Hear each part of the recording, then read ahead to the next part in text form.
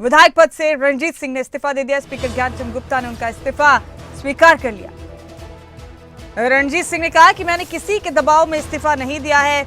मंत्री पद से उन्होंने इस्तीफा नहीं दिया। हिसार से बीजेपी के प्रत्याशी हैं रणजीत सिंह।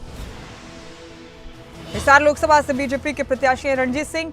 इससे पहले उन्होंने अपने विधायक पद से इस्तीफा दिया था। आज उन्हें बुलाया गया था विधानसभा में और स्पीकर ज्ञानचंद गुप्ता ने उनका इस्तीफा स्वीकार कर लिया। इस पर रणजीत सिंह ने कहा कि मैंने किसी के दबाव में इस्तीफा नहीं दिया। रणजीत सिंह ने यह भी बताया कि मंत्री पद से उन्होंने इस्तीफा नहीं दिया। फिलहाल हिसार लोकसभा से बीजेपी के प्रत्याशी हैं रणजीत सिंह।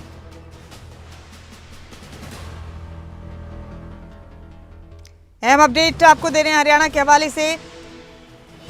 उन्होंने ये भी बताया कि मेरा दूसरी बार इस तरह से इस्तीफा हुआ है। पहले 1989 में मैंने इस्तीफा दिया था, उस वक्त मैं राज्यसभा में गया था। उन्होंने ये भी बताया कि मैं मंत्री पद से इस्तीफा नहीं दे रहा हूं। सभी तकनीकी बातों का ख्याल रखते हुए मैंने इस्तीफा दिया है और किसी के दबाव में आकर मैंने इस्तीफा नहीं दिया।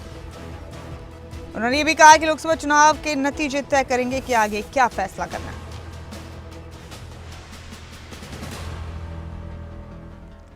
और हमारे साथ हमारे स्टेट हेड जितेंद्र चौधरी एक बार फिर जुड़ चुके हैं तमाम अपडेट्स के साथ। जितेंद्र, आखिरकार रणजीत सिंह का इस्तीफा कबूल कर लिया है स्पीकर ज्ञानचंद गुप्ता ने। रणजीत सिंह ने भी कहा कि उन्होंने किसी दबाव में ऐसा नहीं किया है। उन्होंने एक बार पहले भी इसी तरह के वाकये का जिक्र किया 1989 में भी, और उन्होंने ये भी बताया कि मैं मंत्री पद से इस्तीफा नहीं दे रहा हूँ। क्या कुछ रहा विधानसभा में आज, जितेंद्र आप तफसील से हमारे दर्शकों को बताइए।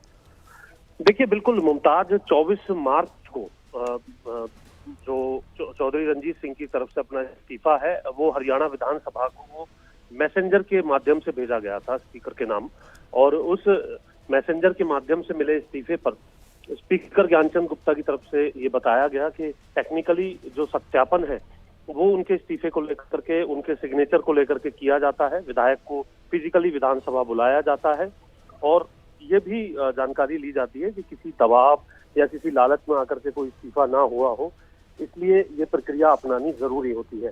और रणजीत सिंह के इस इस्तीफे पर भी यही प्रक्रिया अपनाई गई है, जिसको लेकर के उन्हें इससे पहले 23 अप्रैल को बुलाया गया था, लेकिन व्यस्तता के चलते वो नहीं पहुंच पाए थे।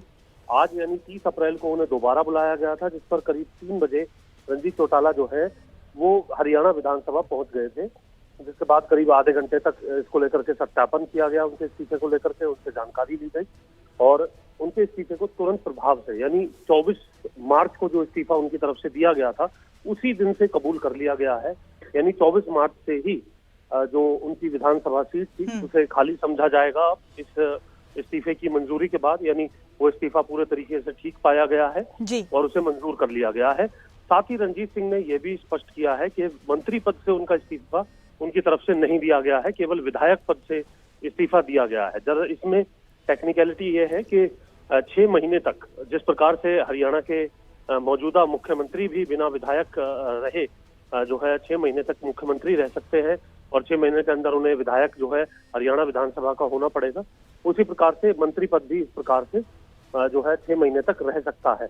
और उसी तर्ज पर रणजीत चौटाला ने यह स्पष्ट किया है कि उनकी तरफ से अभी सरकार में जो मंत्री पद है उनके पास उससे इस्तीफा नहीं दिया गया है। बेहद शुक्रिया जितेंद्र आपका इस जानकारी के लिए, बहुत बहुत शुक्रिया आपका।